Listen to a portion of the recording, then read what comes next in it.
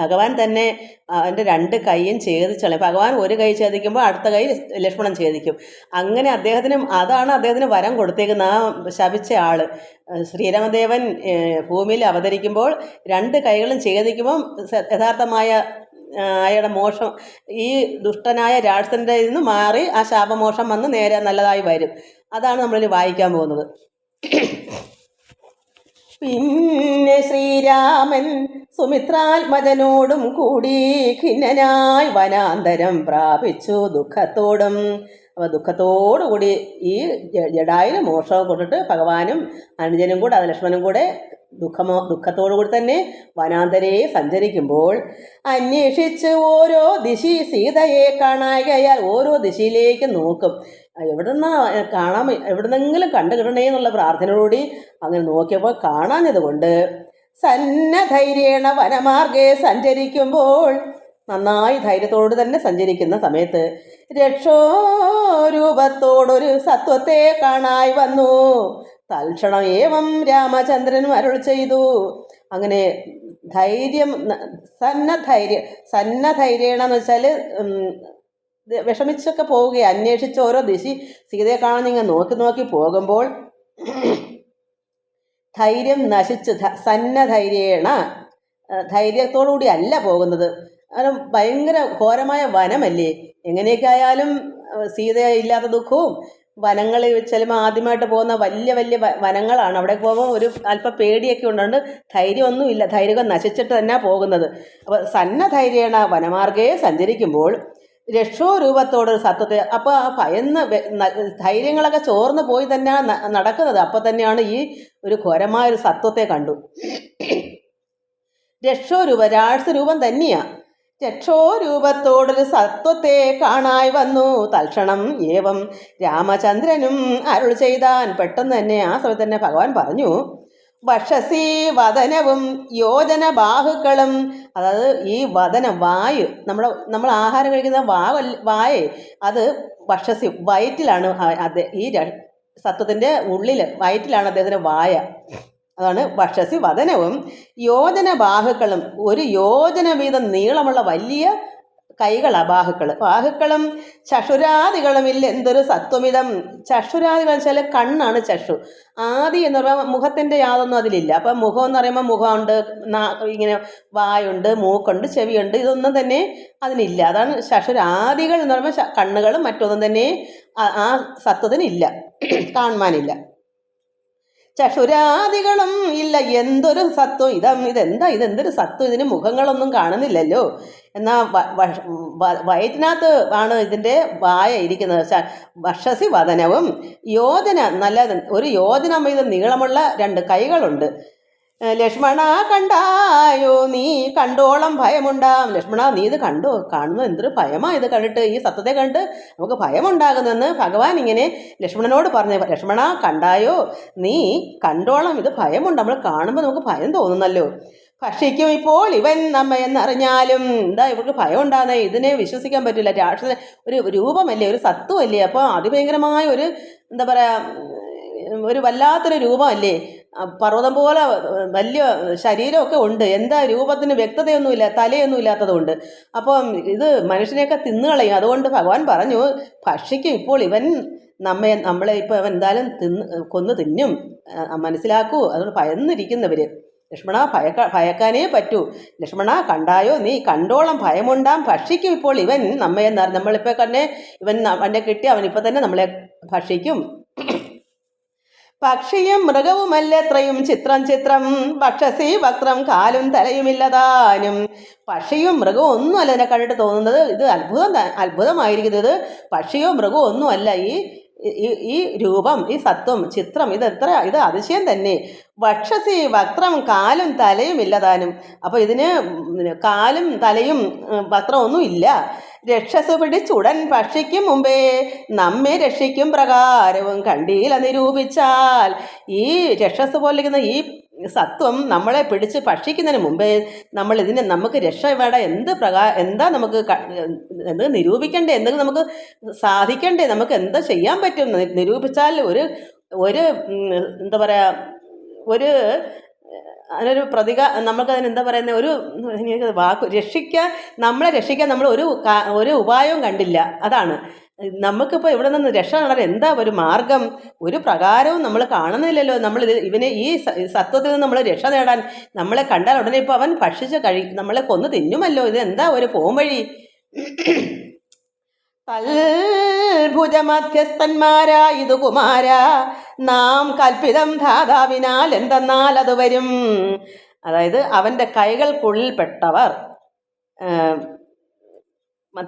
തൽഭുജ മധ്യസ്ഥന്മാരായതു കുമാര, നാം കൽപ്പിതം ധാതാവിനാൽ എന്തെന്നാൽ അത് വരും.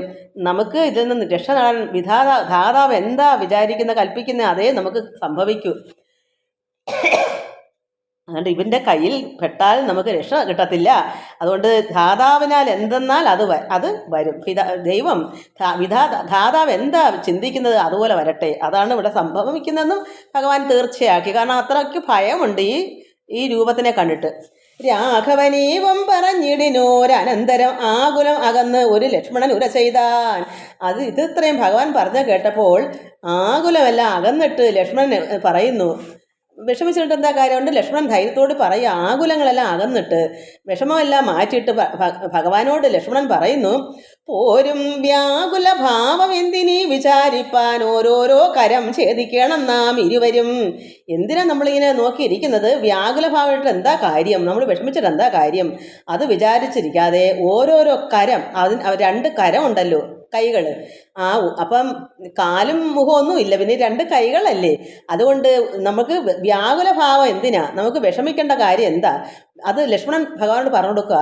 വിചാരിച്ചിട്ടൊരു കാര്യമൊന്നുമില്ല. നമുക്ക് വിചാരിച്ചാൽ ഇവൻ്റെ ഓരോരോ കൈകൾ, അപ്പം ഒരു കരം ലക്ഷ്മണനും ഒരു കരം ഭഗവാനും ഒന്നിച്ചങ്ങ് ഛേദിച്ചാൽ മതി.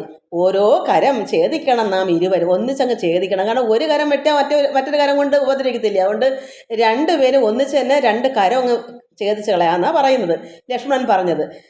ഓരോരോ കരം ഛേദിക്കണം നാം ഇരുവരും. അപ്പം ഇവർ ലക്ഷ്മണനും ശ്രീരാമനും കൂടെ ഈ സത്വത്തിൻ്റെ രാക്ഷസ രൂപമായിരിക്കുന്ന ഈ പേടിയാകുന്ന ഈ ഒരു സത്വം, ഈ രൂപത്തിൻ്റെ ഓരോ കൈകൾ രണ്ടുപേരും കൂടെ അങ്ങ് ഛേദിച്ച് കളഞ്ഞാൽ മതി. തൽക്ഷണം ഛേദിച്ചതു ദക്ഷിണഭുജം രാമൻ. അങ്ങനെ പെട്ടെന്ന് തന്നെ ആ സമയത്ത് തന്നെ ഭഗവാൻ രാമൻ വലത്തെ കൈ ഛേദിച്ചു. ദക്ഷിണം വലത്തെ കൈ ഭഗവാൻ തന്നെ ഛേദിച്ചു. ലക്ഷ്മണൻ വാമകരം ഛേദിച്ചാൻ. അതുനേരം അപ്പോഴന്നെ ലക്ഷ്മണൻ ഇടത്തെ കൈ അങ്ങ് ഛേദിച്ചു. ഭഗവാൻ വലത്തെ കൈ ഛേദിക്കുമ്പോൾ തന്നെ ലക്ഷ്മണനും ഇടത്തെ കൈ അങ്ങ് ഛേദിച്ചു. രക്ഷോവീരനും അതിവിസ്മയം പൂണ്ടു രാമൻ ലക്ഷ്മണന്മാരെ കണ്ട് ചോദിച്ചാൻ ഭയത്തോടെ. അപ്പോൾ ആ സത്വത്തിന് ഭയം ഉണ്ടാകുന്നു, വിസ്മയമുണ്ട്. കാരണം അതിനുവേണ്ടി കാത്തിരിക്കുമായിരുന്നു ഭഗവാൻ. പക്ഷേ ഇതാരാണ് ചെയ്തെന്ന് അയാൾക്ക് അറിയണം. പക്ഷെ ഇതിനു വേണ്ടി തന്നെയാണ് അദ്ദേഹം ഈ വനത്തിൽ കടക്കുന്നത്. ഈ ശാപം കിട്ടിയപ്പോൾ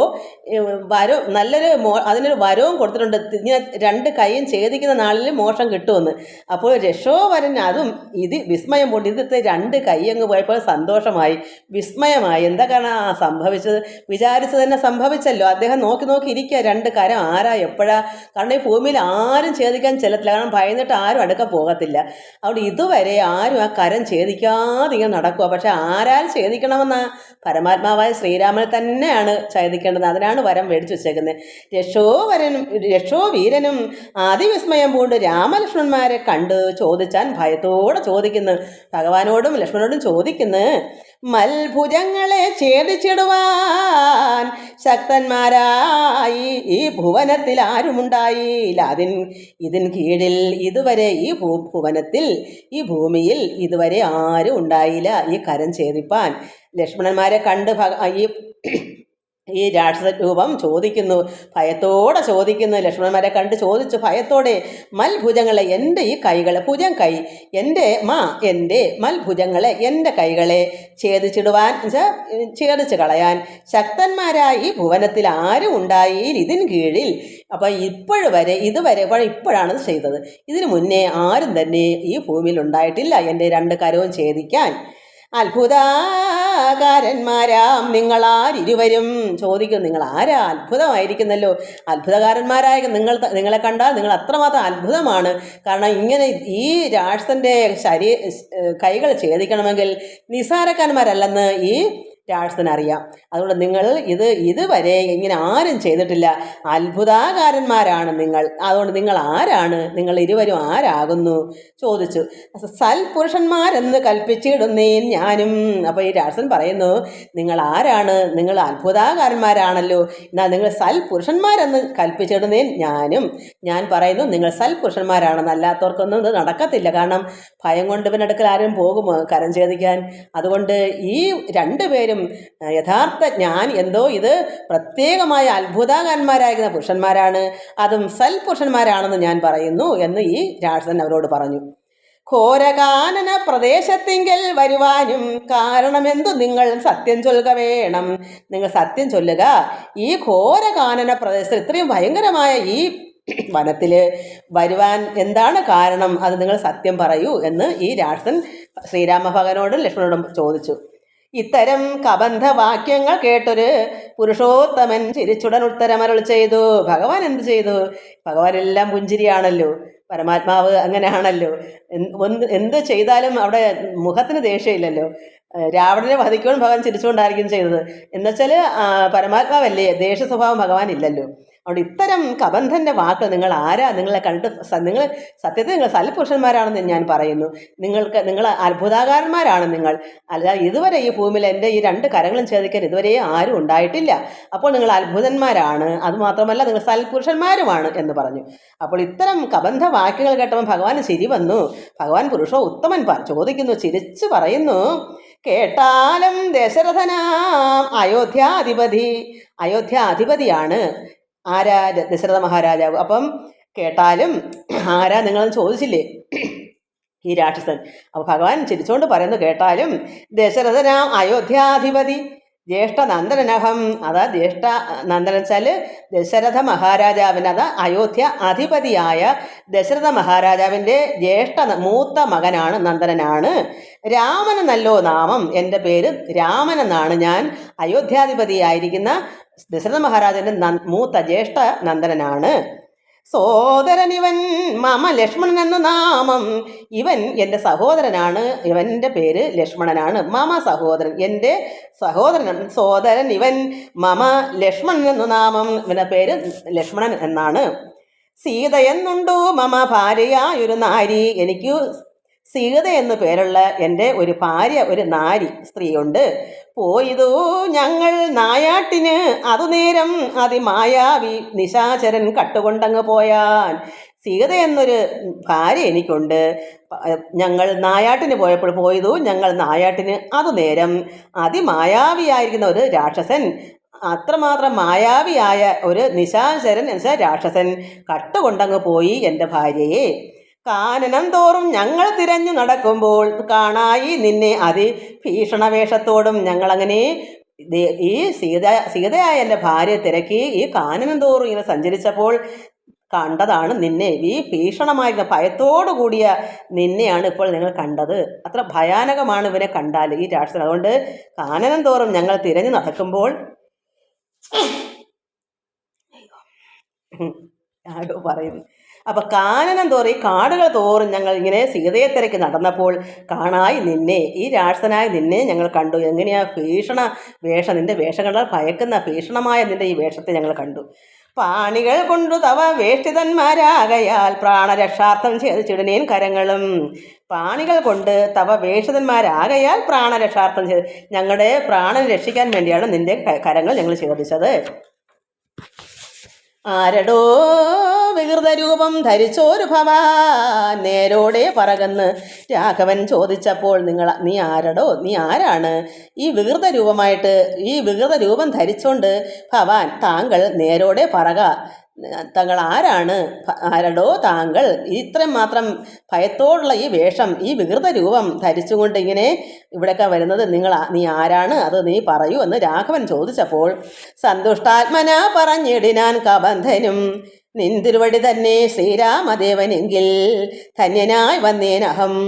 നിൻ തിരുവടി തന്നെ മുന്നിലാമാറു കാണായി വന്നൊരു നിമിത്തമായി ദിവ്യനായിരിപ്പൊരു ഗന്ധർവനഹം. അതായത് ഭഗവാൻ പരമാത്മാവായ ശ്രീരാമനാണല്ലോ. അപ്പോൾ സന്തുഷ്ടാത്മന, അപ്പോൾ ഭഗവാൻ തന്നെ പറഞ്ഞു അയോധ്യാധിപതിയുടെ മകനായ രാമനാണ് ഇവൻ, എൻ്റെ സഹോദരനാണ് ലക്ഷ്മണൻ. സീതയെ തിരക്കാണ് ഞങ്ങൾ വന്നിരിക്കുന്നത്. സീതയെ ഞങ്ങൾ നായാട്ടിന് പോയപ്പോൾ ഒരു രാക്ഷസൻ കട്ടുകൊണ്ട് പോയി. അങ്ങനെ ഞങ്ങൾ കാടുകൾ തോറും തിരഞ്ഞു നടന്നപ്പോഴാണ് ഈ ഭീഷണമായി നിൻ്റെ രൂപം ഞങ്ങൾ കണ്ടത്. അത് ഞങ്ങളുടെ പ്രാണരക്ഷാർത്ഥമാണ് നിൻ്റെ കൈകൾ ഛേദിച്ചത്. ഇതെല്ലാം പറഞ്ഞപ്പോൾ സന്തുഷ്ടാത്മന പറഞ്ഞിടാൻ കബന്ധൻ. അപ്പോൾ സന്തോഷമായി. കാരണം വിചാരിച്ച ആൾ തന്നെ ആണല്ലോ ഈ കൈ ഛേദിച്ചത്, ഭഗവാൻ രാമനാണല്ലോ. അപ്പോൾ അദ്ദേഹം ആത്മന നന്നായി അത്രമാത്രം സന്തോഷമായി പറയുന്നു. കബന്ധൻ പറയുന്നു, നിന്തിരുവടി തന്നെ ശ്രീരാമദേവനെങ്കിൽ, ഭഗവാനാണ് ശ്രീരാമദേവനാണെങ്കിൽ, ധന്യനായി വന്നീനഹം നിന്തിരുവടി തന്നെ മുനിലാമാറ് കാണായി വന്നൊരു നിമിത്തമായി. അപ്പോൾ ഞാൻ ധന്യനായി. കാരണം എന്താ, ഭഗവാനെ തന്നെ ഞാൻ മുന്നിൽ കണ്ടല്ലോ, മുനിലാമാർ കാണായി വന്നതുകൊണ്ട് അത് നിമിത്തമായി. ദിവ്യനായിരിപ്പൊരു ഗന്ധർവനഹം, ഞാനതുകൊണ്ട് ദിവ്യനായി, ഞാൻ പഴയ ഗന്ധർവനായി മാറി. കാരണം എന്താണ്, അത് ഒരു ശാപം കൊണ്ടാണ് ഈ വികൃത രൂപമായത്. എന്നാൽ ഇപ്പോൾ ഭഗവാൻ തന്നെയാണ് മുന്നിൽ നിൽക്കുന്നതെന്ന് കണ്ടപ്പോൾ ഞാൻ ധന്യനായി, ഞാൻ ദിവ്യനായ ഗന്ധർവനാണ്. ദിവ്യനായിരിപ്പോൾ ഒരു ഗന്ധർവനഹം, ഞാൻ ദിവ്യനായിരുന്നൊരു ഗന്ധർവനാണ് അഹം ഞാൻ. രൂപ എന്താ സംഭവിച്ചത്, രൂപ ദിവ്യനായിരിപ്പൊരു ഗന്ധർവനഹം രൂപ യൗവന ദർപ്പിതനായി സഞ്ചരിച്ചിടും കാലം. യൗവനകാലത്ത് ദർപ്പം, അഹങ്കാരം. അപ്പം യൗവന ദർപ്പിതനായി, യൗവനത്തിൽ ചിലരിങ്ങനെ നല്ല കൗമാരം യൗവനമൊക്കെ വരുന്ന സമയത്ത് അഹങ്കാരം വർദ്ധിക്കുമല്ലോ, ആരോഗ്യമൊക്കെ വരും, നന്നായി നല്ല സുഖജീവിതമൊക്കെ ആകുമ്പം എന്തും ചെയ്യാനുള്ളൊരു ധൈര്യവും ആരോട് എന്തും പറയാനും എടുക്കാനൊക്കെ ഒരു പ്രത്യേക ഒരു ഹുങ്ക് വരും. അതുപോലെ യൗവന ദർപ്പം അഹങ്കാരം. ഞാൻ എൻ്റെ യൗവനകാലത്ത് അഹങ്കാരിച്ച് നടന്നു, അഹങ്കാരത്തിൽ സഞ്ചരിച്ചിടുന്ന കാലത്ത് ഈ ചുറ്റി കറങ്ങുമല്ലേ ചില പുരുഷന്മാരിങ്ങനെ ഒരു പരുവാമം വെറുതെ കറങ്ങി നടക്കും. വെറുതെ കറങ്ങിയിട്ട് ആരും എന്തും ചെയ്യാനും മടിക്കത്തില്ല, പറയാനും മടിക്കത്തില്ല, അഹങ്കാരം കൊണ്ട്. അതുകൊണ്ട് ഞാൻ എൻ്റെ യൗവന സമയത്ത് അഹങ്കാരം കൊണ്ട് ഞാൻ സഞ്ചരിക്കുന്ന കാലത്ത് എന്ത് വന്നു, സുന്ദരീ ജന മനോധൈര്യവും ഹരിച്ച് അതിസുന്ദരനായൊരു ഞാൻ ക്രീഡിച്ച് നടക്കുമ്പോൾ, ഞാൻ അന്ന് അതിഭയങ്കരമായ സുന്ദരനായിരുന്നു. അപ്പോൾ സുന്ദരീ ജന മനോധൈര്യവും ഹരിച്ചു, ഇല്ലാതാക്കി.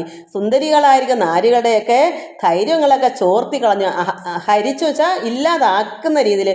നല്ല നല്ല സ്ത്രീകൾ പോകുമ്പോൾ അവരെ എന്തെങ്കിലും ചുറ്റിപ്പറ്റി കറങ്ങി പഴങ്ങി എടുക്കുകയൊക്കെ ചെയ്യുമ്പോൾ അവരുടെ ധൈര്യമൊക്കെ ചോർത്തി കളയുന്ന ചില പുരുഷന്മാരുണ്ടല്ലോ. എന്ത് ധൈര്യം ഉണ്ടെങ്കിലും സ്ത്രീകളെ അത്രമാത്രം എന്താ പറയുക, അതിന് ഈ പന്ന സ്വഭാവമുള്ള ആൾക്കാരുടെ കണ്ട് ഭയന്ന് പോകും സ്ത്രീകൾ.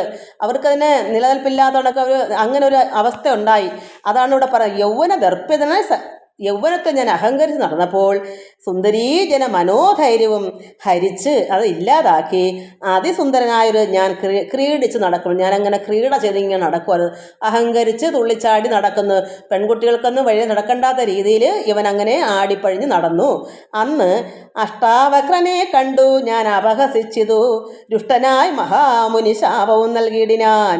അന്ന് അങ്ങനെ നടക്കുകയും ചെയ്ത് അപ്പോൾ അഷ്ടാവക്രനെ കണ്ടു ഞാൻ, അയാളെ അപഹസിച്ചു. ചിലരുടെ കളിയാക്കുമല്ലോ ചില സന്യാസിമാരെയൊക്കെ, ചിലർ ഇങ്ങനെ പണ്ടത്തെ കാലത്ത് ഇപ്പോഴും ഉണ്ട് ചിലർ, അവനൊരു സ്വാമി എന്നും പറഞ്ഞ് നടക്കുന്നു, ഭക്തൻ എന്നും പറഞ്ഞ് ചിലർ അങ്ങനെയും കളിയാക്കും. അപ്പം മനസ്സാ വാച അറിയാതെ തന്നെ ശാപം അങ്ങ് കേൾക്കും. അതാണ് സംഭവം. ഇപ്പം പിന്നെ ഞങ്ങളെ സന്യാസിമാരൊന്നും ഇല്ല, ഉണ്ടെങ്കിലും അറിയത്തില്ല ആളാരാന്നൊന്നും. പണ്ടൊക്കെയാണ് കാവ്യൊക്കെ കൊടുത്ത് താടിയും മുടിയൊക്കെ വളർത്തി ഇങ്ങനെ രുദ്രാക്ഷമൊക്കെ ധരിച്ച് നടക്കുക. ഇന്ന് അങ്ങനെയൊന്നും അല്ല, സന്യാസിമാരെ കണ്ടാൽ തിരിച്ചറിയത്തില്ല. ഒരു എന്താ പറയുക, ഒരു രുദ്രാക്ഷമൊന്നും ഇടത്തുമില്ല, താടിയും വളർത്തത്തില്ല. മറ്റേതങ്ങനെ കുറേ ഭസ്മൊക്കെ വാരി പൂശി നെറ്റി മൊത്തവും ചന്ദനമൊക്കെ ഇങ്ങനെ വാരി പൂശി കാണുമ്പോഴേ അറിയാം ഒരു സന്യാസിയാണ്. ഇന്ന് അങ്ങനെയുള്ള കോലം കെട്ടൊന്നുമില്ല.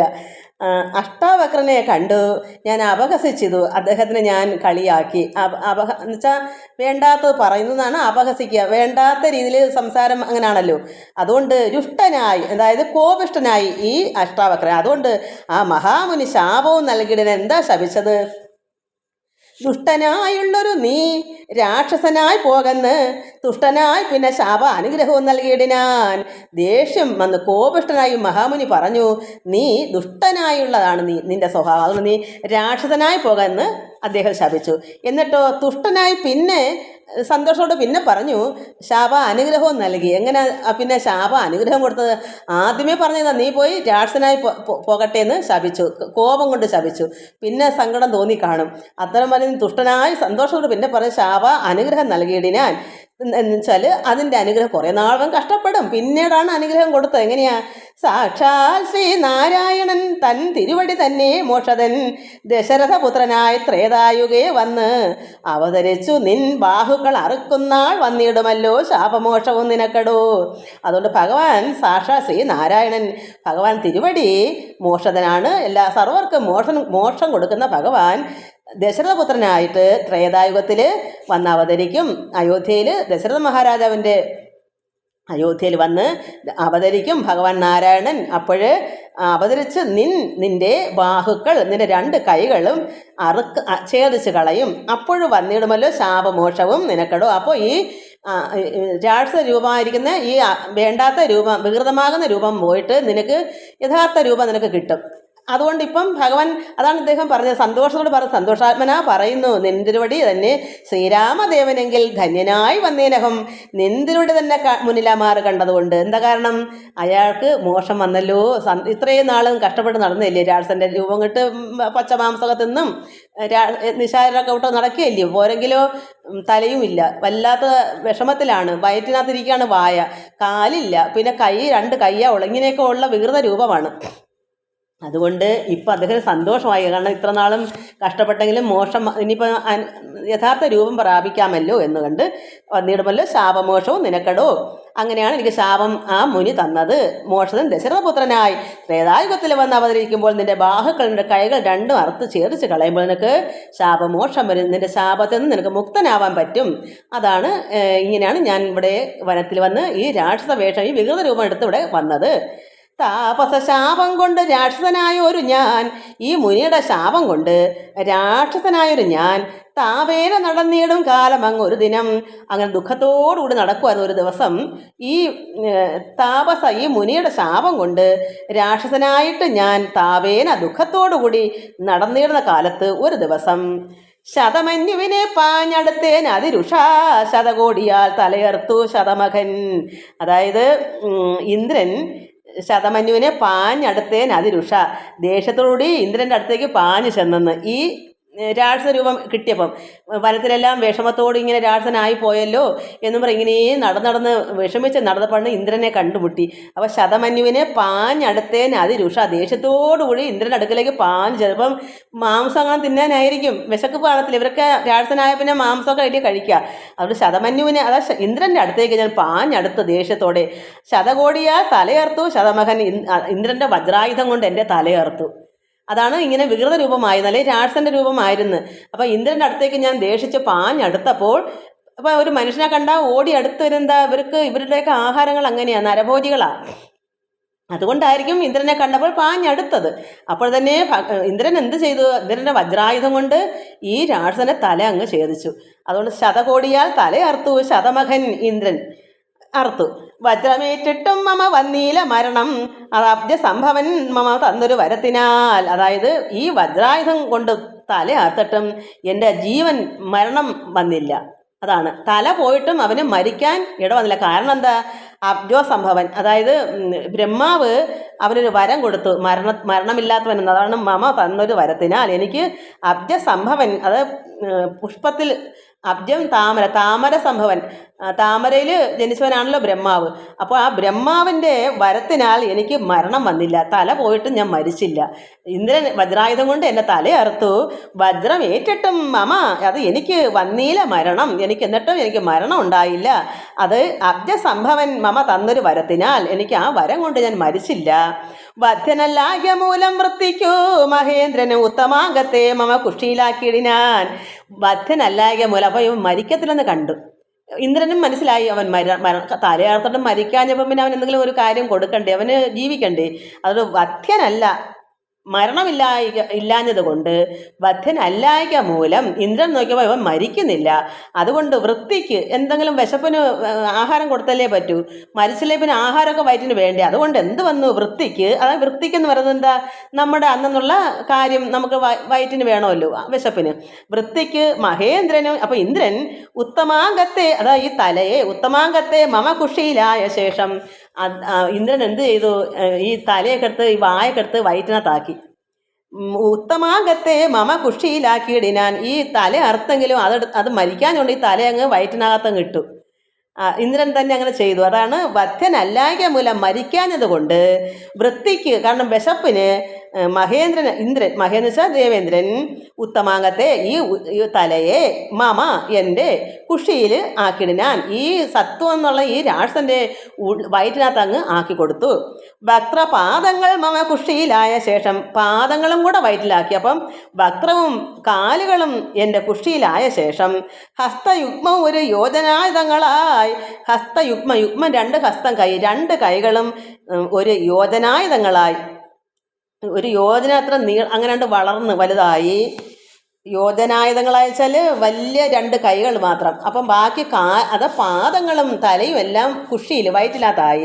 അപ്പോൾ ഹസ്തയുഗ്മം 2 കൈകളും യോജനായുധങ്ങളായി വർത്തിച്ചിടുന്നേൻ അത്ര വൃത്തിക്ക് ശക്രാജ്ഞയ സത്വസഞ്ചയം മമ ഹസ്തമധ്യസ്ഥമായാൽ വക്രേണ ഭക്ഷിച്ചു ഞാൻ വർത്തിച്ചേൻ ഇത്ര നാളും ഉത്തമോത്തമ രഘുനായക ദയാനിധി. അതുകൊണ്ട് ഞാൻ ഹസ്തയുഗ്മം ഒരു യോജനായുധങ്ങളായി വർത്തിച്ചിടുന്നതിന് അത്ര വൃത്തിക്ക് ശക്രാജ്ഞയ, ആ ശക്രൻ ഇന്ദ്രൻ്റെ ആജ്ഞപ്രകാരം ഈ കൈകൾ കൊണ്ട് അവൻ്റെ വർത്തിക്ക് ആഹാരങ്ങൾക്ക് ആ കൈ മതിയല്ലോ, എന്തെങ്കിലും എടുത്ത് കഴിക്കാമല്ലോ, ഉള്ളിൽ വായൊക്കെ ഉള്ളിനകത്താക്കി. അതുകൊണ്ട് വർത്തിച്ചിടുന്ന അത്ര വൃത്തിക്ക് ശക്രൻ്റെ ആജ്ഞപ്രകാരം, ശക്രൻ വെച്ചാൽ ഇന്ദ്രൻ്റെ ആജ്ഞയാ സത്വസഞ്ചയം മമ ഹസ്തമധ്യസ്ഥമായാൽ,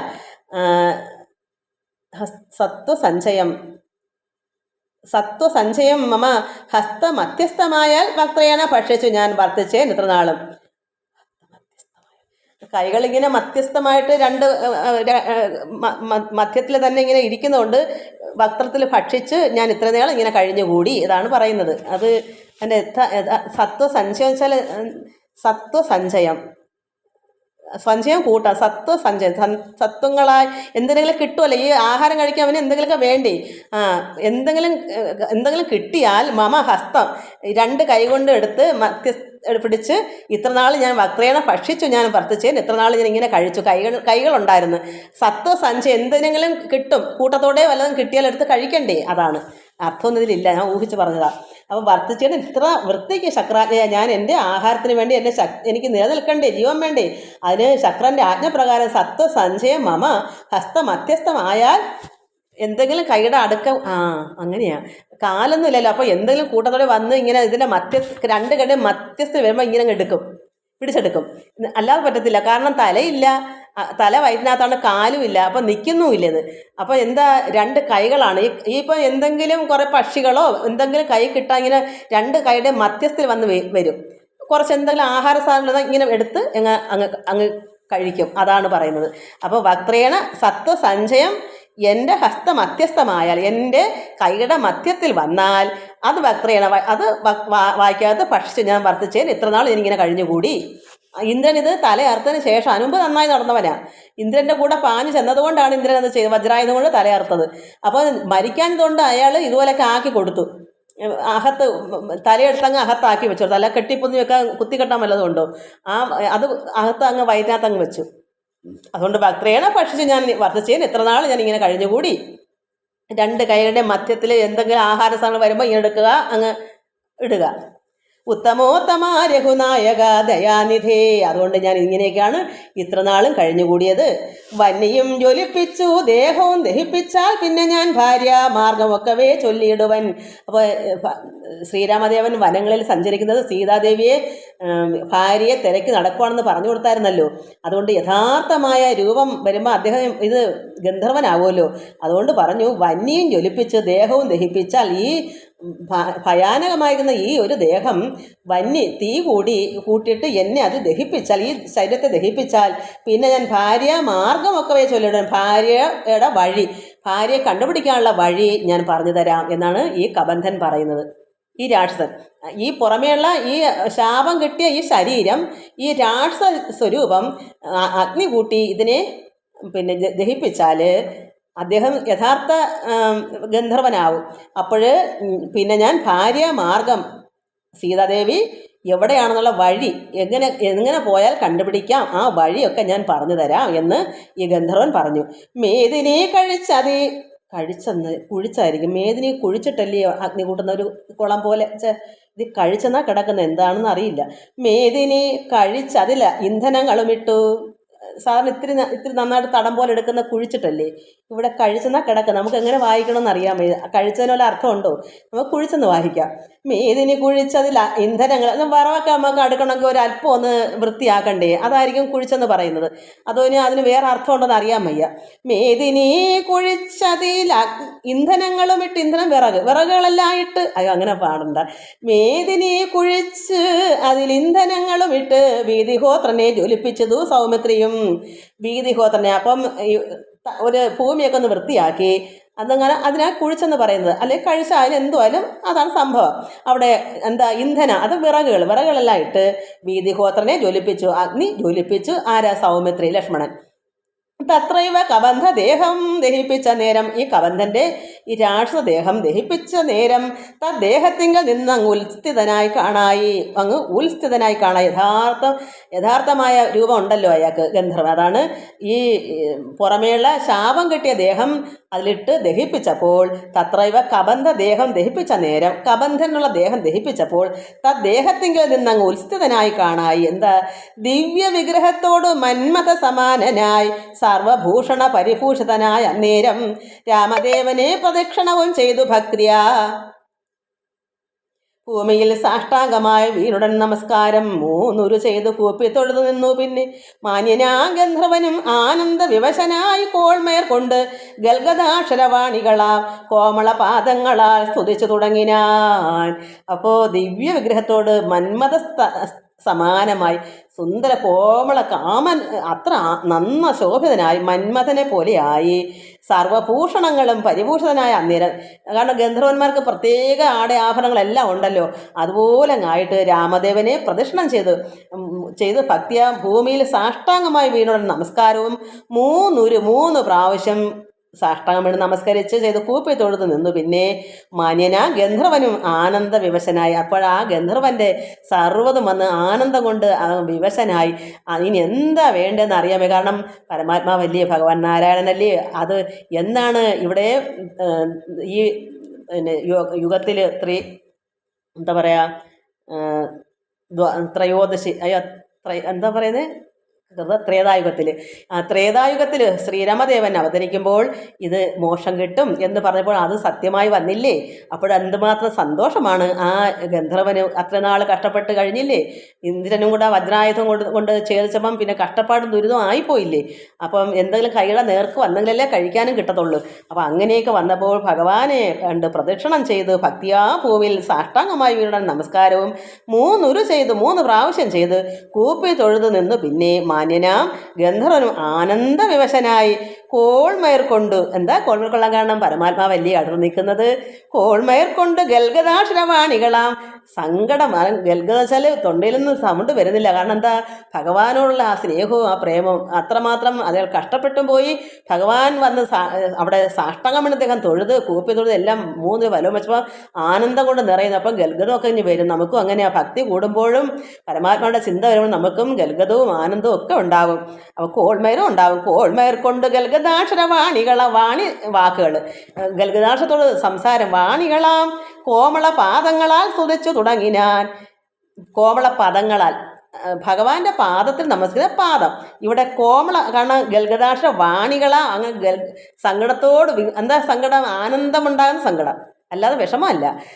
സന്തോഷം കൊണ്ടും പരമാത്മാവിനോട് ചേർന്ന് നിൽക്കുന്ന ഒരു സ്നേഹവും ഭക്തിയും കൊണ്ടും ഗൽഗദാക്ഷരങ്ങളും അങ്ങനെയുള്ള വാക്കുകളാൽ കോൾമേർ കൊണ്ടിട്ട് ഗൽഗദാക്ഷര വാണികളാൽ കോമള പദങ്ങളാൽ നല്ല നല്ല വാക്കുകൾ നല്ല ഭഗവാൻ ഇഷ്ടമുള്ള നല്ല നല്ല പദങ്ങൾ കൊണ്ട് സ്തുതിച്ചു തുടങ്ങി. ഞാൻ ഭഗവാനെ സ്തുതിക്കുന്നു. എന്നിട്ടോ, നിന്തിരുവടിയുടെ തത്വം ഇതൊരുവർക്കും ചിന്തിച്ചാൽ അറിഞ്ഞുകൂടാതല്ലെന്നാകിലും. ഇത് പരമാത്മാവായ ഭഗവാന്റെ നിന്തിരുവയുടെ തത്വം, ഈ ശ്രീരാമ ഭഗവാന്റെ എന്താ ഇത് തത്വം, അത് ആരാണ് ഭഗവാൻ നാരായണൻ ശ്രീരാമൻ, ആരാണ് ഈ തത്വം, ഇത് ആ തത്വമസിയായിരിക്കുന്ന ഭഗവാനെ ഇത് ഒരുവർക്കും ചിന്തിച്ചാൽ അറിഞ്ഞുകൂടാ എന്നാകിലും നിന്തിരുവടി തന്നെ സ്തുതിപ്പാൻ തോന്നിയിടുന്നു സന്തതം അന്ധത്വം കൊണ്ട് എന്തൊരു മഹാമോഹം. നിന്തിരുവടി തന്നെ സ്തുതിപ്പാൻ തോന്നുന്നു. ഭഗവാൻ ഇങ്ങനെ സ്തുതിക്കാൻ ഇങ്ങനെ തുടങ്ങുന്നു. അന്ധത്വം, ഇതെപ്പോഴും എൻ്റെ അന്ധത്വം കൊണ്ട് എന്തൊരു മഹാമോഹം. അന്തവും ആദ്യമില്ല അതൊരു പരബ്രഹ്മം അന്തരാത്മനി തെളിഞ്ഞുണർന്ന് വസിക്കണം. ഇങ്ങനെ അന്ധതയായിട്ടിരിക്കുന്ന എന്നെ ഇയാൾ അത്രമാത്രം അറിവില്ലായ്മ കാണിച്ചിട്ടല്ലേ ഈ സംഭവം വന്നത്. പരിഹസിച്ചിട്ടല്ലേ ഒരു മുനിയെ. ഒരു താപസനെ, അഷ്ടാവക്രനെ അപഹസിച്ചുകൊണ്ടല്ലേ ഇതൊക്കെ സംഭവിച്ചത്? അതുമല്ല, സുന്ദരികളായ നാരികളെ വേണ്ടാത്തതൊക്കെ പറയുകയും അവരുടെ ധൈര്യത്തെ ചോർത്തിക്കളഞ്ഞ് ഇയാൾ വട്ടം ചുറ്റി കറങ്ങിയിട്ട് ക്രീഡ ഇത് നടന്നിട്ടല്ലയോ? അപ്പോൾ ഇതെല്ലാം സംഭവിക്കുന്നത് നമ്മളെന്താ മനസ്സിലാക്കേണ്ടത്? ഇന്ന് ഇത് തന്നെയാണ് അനുഭവം. ഇന്ന് ലോകം മൊത്തം ഇത് തന്നെയാണ്. വേണ്ടാത്തതിന് വേണ്ടി പോകുന്നു എല്ലാവരും. ആണും പോകുന്നു, പെണ്ണും പോകുന്നു. പെണ്ണെ കൊണ്ടൊക്കെ പെണ്ണുങ്ങൾ കാണിക്കുന്നത്, ആണുങ്ങൾ കൊണ്ട് ഈ ലോകം ഇങ്ങനെ അങ്ങ് ആയി കഴിഞ്ഞിരിക്കുക. അതുകൊണ്ട് നമ്മൾ ഇതൊക്കെ മനസ്സിലാക്കിയിട്ട് ഇനിയുള്ള കുട്ടികളെങ്കിലും നന്നായി എങ്ങനെ പഠിപ്പിച്ചെടുക്കുക. ആരും ഇപ്പോഴുള്ള കുട്ടികൾ പറഞ്ഞാൽ കേൾക്കത്ത് പോലും ഇല്ല. അതാണ് ഇപ്പോൾ സംഭവം. അവർക്ക് അച്ഛനെയും അമ്മയൊന്നും ഭയമില്ല. നമുക്ക് വല്ലതും പറയാനൊക്കുമോ?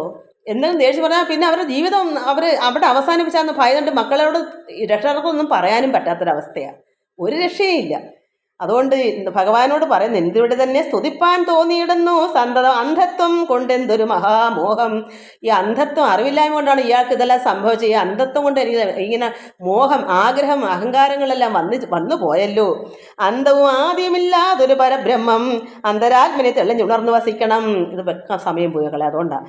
അപ്പോൾ എൻ്റെ ഉള്ളത്തിൽ അന്തരാത്മനി പരമാത്മാവായ ഭഗവാൻ ശ്രീരാമൻ, പരമപുരുഷൻ, ഉത്തമോത്തമനായ ഭഗവാൻ നാരായണൻ എൻ്റെ അന്തരംഗത്തിൽ തെളിഞ്ഞുണർന്ന് വസിക്കണം. എന്തിനാ? പ്രകാശം നമുക്കുണ്ടാവണം. പ്രകാശം വരുമ്പോൾ നമുക്ക് അഹങ്കാരം വരത്തില്ല.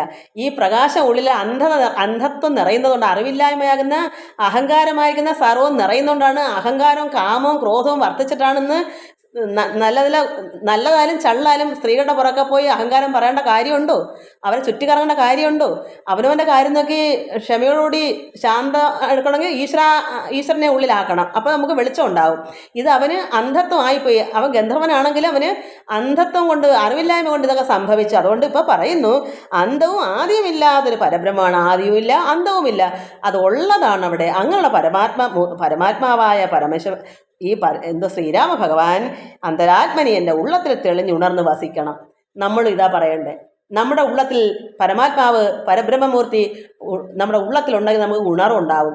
അപ്പോൾ നമ്മൾ തെറ്റിലേക്ക് പോകത്തില്ല. എല്ലാവരുടെയും ഉള്ളിൽ അല്പമെങ്കിലും ഒരു ഉണർവ്, കുറേ അന്ധകാരങ്ങളെല്ലാം എടുത്ത് കളയണം. അറിവില്ലായ്മയാകുന്നതാണ് അന്ധകാരം. അറിവില്ലായ്മ കൊണ്ടാണ് നമുക്ക് അന്ധകാരം കൂടുമ്പോഴാണ് നമുക്ക് അഹങ്കാരം വർദ്ധിക്കുന്നത്. എന്താണെന്നൊരു വെളിവില്ല, തലയ്ക്കൊരു ഒരു ചിന്തിക്കാനുള്ള കഴിവില്ല. അന്ധത കൊണ്ട് കണ്ണു കാണാൻ വയ്യാതങ്ങ് ആയിപ്പോകുന്നു. അത് ഈ ഗന്ധർവൻ മനസ്സിലായി. അതുകൊണ്ട് ഇപ്പം അയാൾ എന്ത് പറയുന്നു? എൻ്റെ അന്തരംഗത്തിൽ ഭഗവാൻ പരബ്രഹ്മമൂർത്തി തെളിഞ്ഞ് ഉണർന്ന് വസിക്കാൻ എൻ്റെ അന്തരംഗത്തിൽ എപ്പോഴും വസിക്കണം. നമുക്കും അങ്ങനെ പറയണം. നമ്മുടെ ഉള്ളിൽ മാത്രമല്ല, നമ്മളിൽപ്പെട്ട എല്ലാവരിലും ലോകാ സമസ്ത സുഖിനോ ഭവന്തു. എന്നാലും നമുക്ക് ജീവിക്കാൻ പറ്റൂ. ഈ ലോകം മൊത്തം നന്നാവാണ്ട് നമ്മളെങ്ങനെ ജീവിക്കും? നമ്മുടെ വീട്ടിലുള്ളവർ മാത്രം നന്നായാൽ ജീവിക്കാൻ പറ്റൂ? നമ്മളൊരു വഴി നടക്കുമ്പോൾ തിരിച്ചു വരുന്ന ഒരു നന്മ അല്ലെങ്കിൽ നമുക്കും ദ്രോഹമല്ലേ ചെയ്യും. നമ്മൾ നന്നായാൽ മാത്രം എന്ത് ചെയ്യാനാ? എല്ലാവരും നന്നായെങ്കിൽ നമുക്ക് ഈ ജീവിതം ഉണ്ടാവും. ഒരാൾ നന്നായിട്ട് ഒരു കാര്യവുമില്ല. നമ്മളിപ്പോൾ നന്നായി ഒരു വണ്ടി യാത്ര ചെയ്യുന്നത്, നന്നായി ഓടിക്കുന്നത്, തിരിച്ചു വരുമ്പോൾ വെള്ളം അടിച്ച് അതിന് ഓപ്പോസിറ്റ് വരുന്നവൻ കൊണ്ട് ഇടിച്ചിട്ടാൽ നമ്മൾ പ്രാർത്ഥിച്ചിട്ടല്ല ഫലമുണ്ടോ? എല്ലാവരും നന്നാവണമെന്ന് പ്രാർത്ഥിച്ചെങ്കിലേ ലോകം നന്നാവത്തുള്ളൂ. അതുകൊണ്ട് എല്ലാവരും പ്രാർത്ഥിക്കേണ്ടത് എന്താ? നമ്മൾ നന്നായില്ലെങ്കിലും മറ്റുള്ളവരുടെ നന്നാക്കണേ ഭഗവാനെ. അപ്പം നമ്മൾ നന്നായിക്കൊള്ളും. നമ്മൾ മറ്റുള്ളവർക്ക് വേണ്ടി പ്രാർത്ഥിക്കണം. ലോകാ സമസ്ത സുഖിനോ ഭവന്തു. എന്നാലേ നമുക്ക് ഒരു ചെറിയ ജീവിതത്തിലേക്ക് മുന്നോട്ട് പോകാൻ പറ്റും. നമ്മൾ മാത്രം നന്നായിട്ട് ഒരു കാര്യവുമില്ല. നമ്മൾക്ക് തന്നെ നന്നായി ആഹാരം കഴിക്കാൻ നമ്മുടെ വീട്ടിലുണ്ട്. അടുത്ത് കിടക്കുന്ന ആൾ പട്ടിണിയാണെങ്കിൽ നമ്മൾ എങ്ങനെ സുഖമായി കഴിക്കും? നമുക്ക് വിഷമം ഉണ്ടാകത്തില്ല. അയ്യോ, ആ വീട്ടുകാർ പട്ടിണിയാണല്ലോ ഭഗവാനെ, നമുക്കുണ്ടായിട്ടുണ്ട്. അപ്പം നമുക്ക് ദിവസേന അവർക്ക് കൊടുക്കാൻ പറ്റുമോ? ഒരു നേരം 2 നേരം, പക്ഷേ എന്നും കൊടുക്കാം. അതുകൊണ്ട് അവരെ മുന്നേ അവരുടെ അന്ധകാരവും മാറ്റണം, അവരുടെ ദാരിദ്ര്യവും മാറ്റണം, അവർക്ക് സർവ്വതും ഉണ്ടാവണേന്ന് നമ്മൾ പ്രാർത്ഥിച്ചാൽ നമുക്ക് സുഖമായി സന്തോഷത്തോടെ കഴിയാം. അല്ലെ നമുക്ക് മനസ്സമാധാനം കിട്ടത്തില്ല. നമുക്ക് വയറ് നിറഞ്ഞാലും നമുക്കുള്ള ഉള്ളിൽ ഒരു പ്രയാസം ഉണ്ട്. എന്താ? മറ്റുള്ളവർ ദുഃഖിക്കുന്നല്ലോ എന്ന്. അപ്പം നമുക്ക് സുഖം ഉണ്ടാവണമെങ്കിൽ മറ്റുള്ളവർ മുമ്പേ നന്നാവണം. അതുകൊണ്ട് നമ്മൾ എന്ത് വേണം? ലോകാ സമസ്ത സുഖിനോ ഭവന്തു. നമുക്കും അതിനൊപ്പം മതി. എല്ലാവരും നന്നാവട്ടെ, എന്നാലേ നമുക്കും ജീവിക്കാം. അല്ലെങ്കിൽ നമുക്ക് സമാധാനം കിട്ടത്തില്ല. നല്ല മനുഷ്യർ അങ്ങനെ. സമാധാനം എന്ന് പറയുന്നത് എന്താണ്? ചിലർക്ക് എന്ത് വന്നാലും സമാധാനം കിടന്നു പറ്റില്ല. അവരെങ്ങനെയും ജീവിച്ചു പോകും. അത് വേറൊരു ഐറ്റം. ഒരു നല്ലൊരു ഭക്തനായിട്ട് ഇതുപോലെയൊക്കെ കണ്ടും കേട്ടും പ്രാർത്ഥിച്ച് നടക്കുന്നവർക്ക് പറ്റത്തില്ല. ഒരു ജീവജാലങ്ങളും വിശക്കുന്നോ ദുഃഖിക്കുന്നോ കാണാൻ കഴിയത്തില്ല. അതുകൊണ്ട് അവരുടെ ദുഃഖം മുമ്പേ മാറ്റണമേ ഭഗവാനെ എന്ന് നമ്മൾ പ്രാർത്ഥിക്കുക. എല്ലാവർക്കും നമസ്കാരം. ഒരുപാട് സമയം ഇന്ന് പോയി. ഹരി ഓം, ഹരി ഓം, ഹരി ഓം.